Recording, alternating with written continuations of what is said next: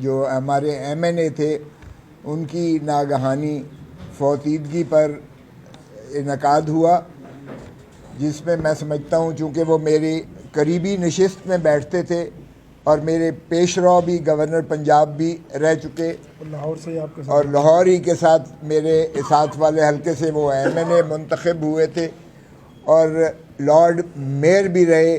وہ ایک ایسی شرافت کا مجسمہ تھے کہ میں سمجھتا ہوں، اور جتنا دھیما وہ پن ان میں موجود تھا، جتنی نفاست اور شرافت ان میں موجود تھی، وہ ایک عہد اور ایک باب ہے جو میں سمجھتا ہوں شائستگی کا، ہماری سیاسی پاکستان کی سیاسی تاریخ کا، جو ہم سے بچھڑ گیا، ہم سے جدا ہو گیا۔ اللہ تعالیٰ ان کو جو ہے جوار رحمت میں جگہ دے، اور ان کے فرزند ارجمند جو تشریف لائے ہوئے تھے، میں جب کندھا دیا ان کو قذافی اسٹیڈیم کے باہر، تو وہ بھی ایک طرف چارپائی پر انہوں نے کندھا دیا ہوا تھا، حماد اظہر نے، اور پھر بدقسمتی سے ان کو جلدی سے گاڑی میں بیٹھ کر ان کو جانا پڑ گیا، چونکہ ایسی فضائیت نہیں دیکھی ہوگی۔ اور پھر مسجد میں کلوں پر بھی جب میں ان کے ساتھ بیٹھا تھا، یہ چوری چوری تو جا کر ملے، سارے ملے چوری چوری،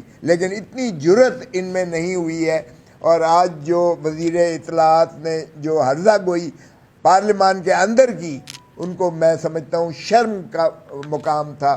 ہم نے اس وقت بھی جب کلثوم بی بی کو جو ہے فوت ہوئی تھی اور نواز شریف کو یا شہباز کو نہیں جانے دیا گیا تھا ان کے جنازہ، اس وقت بھی ہم نے مذمت کی تھی۔ وہ بھی جانتے ہیں کہ کس نے جو ہے ان کو پابا سلاسل کیا تھا۔ ہماری پاکستان کی بدقسمتی سے تاریخ میں دیکھیے گا کہ ایسی جبر اور جبلت کا سامنا کرنا پڑتا ہے خاندان کو جب اس طرح کے سانحے ہوتے ہیں، پھر بھی انہیں احساس نہیں ہوتا۔ میں نے یہی کہا کہ بھائی چوری چوری تو جا کر تم سارے ملے ہو، حماد اظہر کی والدہ سے بھی ملے ہو، حماد اظہر کے گھر بھی گئے ہو، اور اس کے ہے تو اگر آپ کو واقعی اختیار ہے اور آپ واقعی اگر حکومت میں ہیں، تو پھر اس 9 مئی کے جو 2023 کا جو بدقسمتی سے ایک ٹھوک کے حساب سے سزائیں کی جا رہی ہیں، اس کا بھی ذرا جو ہے جمہوریت کو لپیٹا جا رہا ہے۔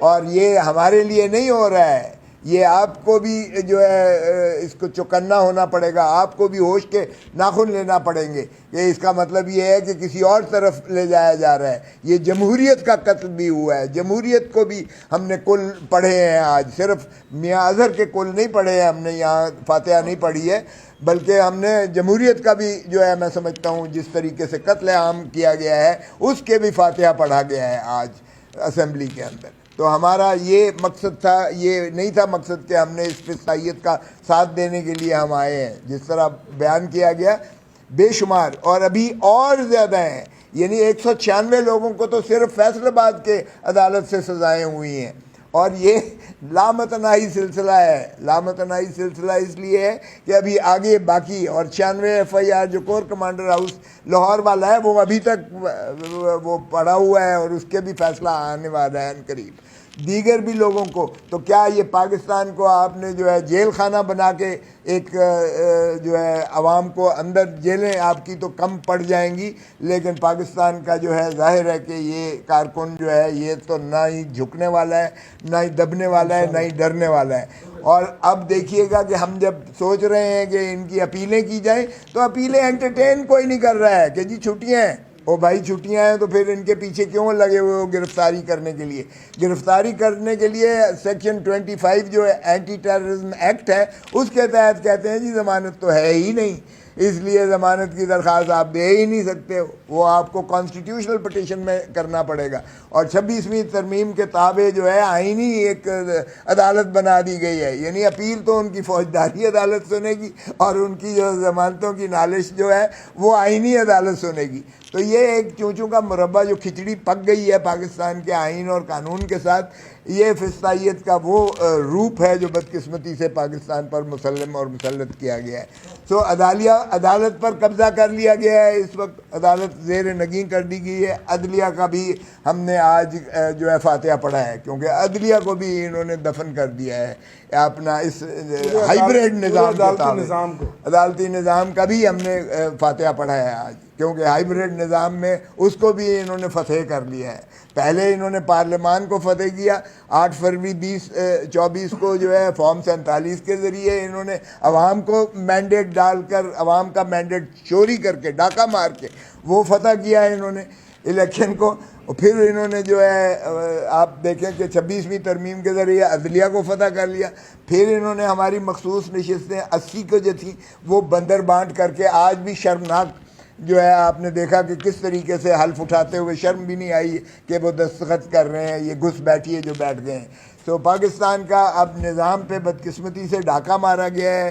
حکومت عوام جو کہتے تھے کہ ووٹ کو عزت دو, یہ ہے ووٹ کو عزت دو. میرے ساتھ والے حلقے سے میں این اے 122 سے جیتا ہوں, این اے 123 سے شہباز شریف آ رہا ہے, اس کے ساتھ والے حلقے سے لاہور جہاں سے میں ایم این اے بنا ہوں نواز شریف آ رہا ہے ڈاکٹر یاسمین سے.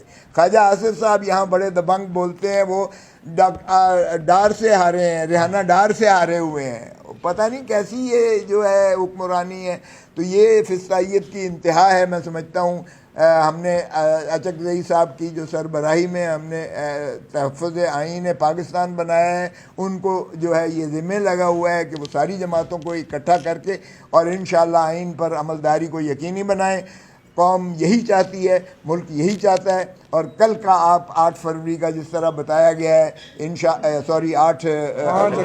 5 اگست کا, انشاءاللہ 5 اگست کو آپ دیکھیں گے کہ انشاءاللہ بہت زوردار ہوگا. شکریہ. بس بات بڑی تفصیل سے کر دی ہے ہمارے اکابرین نے. ہم آج بطور احتجاج اس اجلاس میں شامل ہوئے تھے کیونکہ آج تعزیتی اجلاس تھا. کل کے بعد ہم پارلیمان کے اندر جو پاکستان کی سیاسی اور جمہوری تاریخ میں ایسا نہیں ہوا, پارلیمانی تاریخ میں ایسا نہیں ہوا, پنجاب اسمبلی کے اپوزیشن لیڈر کو 10 سال سزا سیاسی انتقام کا نشانہ, اپوزیشن لیڈر سینٹ کو 10 سال سزا, شبلی فراز صاحب کو سیاسی انتقام کا نشانہ, نیشنل اسمبلی کے leader of the opposition Omar Ayub صاحب کو 10 سال سزا سیاسی انتقام کا نشانہ. پارلیمنٹری لیڈر ایک خاتون ہو کر جو ایک بہادر اور باوقار خاتون کے طور پہ انہوں نے یہاں ہماری نمائندگی کی, اور یہ خواتین کے حقوق کے اوپر بھی ڈاکہ ہے, ان کو 10 سال سزا. اس کے بعد ہمارے ڈپٹی پارلیمنٹری لیڈر احمد چٹھا صاحب 10 سال سزا, ہمارے بھائی رائے حسن نواز صاحب 10 سال سزا جو ہمارے ویسٹ پنجاب کے صدر بھی ہیں, اور ان کا بھتیجا رائے مرتضیٰ اقبال ایم پی ہے جو پچھلی بار ہمارے ساتھ ایم این اے تھے, ان کو بھی 10 سال سزا. رائے حیدر علی خان صاحب ایم پی ہے ہمارے ایم این اے ہمارے فیصلہ آباد سے, ان کو 10 سال سزا. اور انصر حرل صاحب ہمارے سرگودا سے ایم پی ہے, ان کو 10 سال سزا.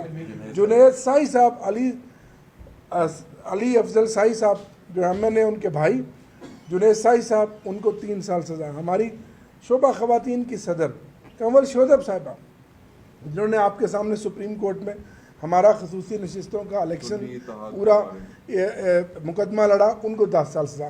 ہمارے چیئرمین سنی اتحاد کونسل کے صاحبزادہ حامد رضا صاحب جنہوں نے ہمیشہ بڑی باوقار سیاست کی ہے, اور ان کے بزرگوں نے ان کے جو جتنے ان کے بڑے بزرگ تھے اور بڑی دین کی اور بڑی ملی خدمات ہیں ان کی, ان کو 10 سال سزا.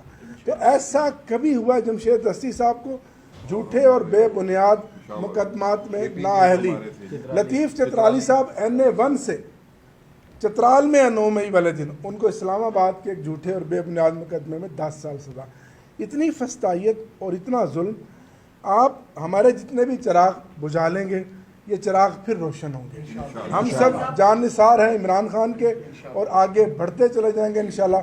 اس ظلم کے سامنے ہم نہ سر جھکائیں گے نہ ہم جھکیں گے. ہم راہ حق کے مسافر ہیں, اور جمہوری جد و جہد کے لیے ہم اپنی جد و جہد جاری رکھیں گے انشاءاللہ. آپ نے بات کی کہ عمران خان صاحب سے جا کے بات کر لیں, تو کون بات کر رہے ہیں, اسٹیبلشمنٹ یا حکومت؟ دیکھیں, جس کے ہاتھ میں اختیار ہے وہ بات کرے. اور بات کس پہ ہو, بات اس پہ نہیں ہونی کہ کسی کو اتار کے عمران خان کو بٹھاؤ, نہیں. بات اس پہ ہونی ہے کہ اس ملک کو آئین پہ چلنا چاہیے. فیصلہ عوام کو کرنے دیں, آئین میں اداروں کا جو رول ہے وہ ادا کریں, اور سیاستدان کا اپنا کردار ہے. اور خدا کا واسطہ ہے, خدا را عام آدمی کی آخری جگہ رونے کی, جس طرح بچہ ماں کے پاس روتے ہوئے جاتا ہے نا, عام آدمی عدالت میں جاتا ہے. اگر عدالتوں کی یہ حالت ہے تو پھر آپ مجھے بتائیں عام آدمی، غریب آدمی، سیاست دان، مڈل کلاس آدمی، وہ شخص جس کے پاس پیسہ نہیں ہے، طاقت نہیں ہے، جس کے پاس ڈنڈا نہیں ہے، وہ کدھر جائے گا انصاف لینے؟ تو خان صاحب کی لڑائی کس چیز کی ہے؟ ان کی جدوجہد ہے آئین اور قانون کی حکمرانی. اور ایک بات یاد رکھیے، جو کوئی غلط کام نہ کرے، جو کوئی غلط کام نہیں کرتا، وہ کبھی بھی آئین و قانون کی حکمرانی سے نہیں ڈرتا. اچھا علی محمد صاحب، آپ ہیں، عامر ڈوگر صاحب ہیں، کوسا صاحب ہیں، عادل بدعی ہیں، جٹ صاحب ہیں، سارے لوگ اسلام آباد مستی کے ساتھ کل کہاں احتجاج کر رہے ہیں؟ یا پارلیمنٹ اسلام آباد میں انشاءاللہ. بہت شکریہ، آپ کو کل پتہ لگ جائے گا.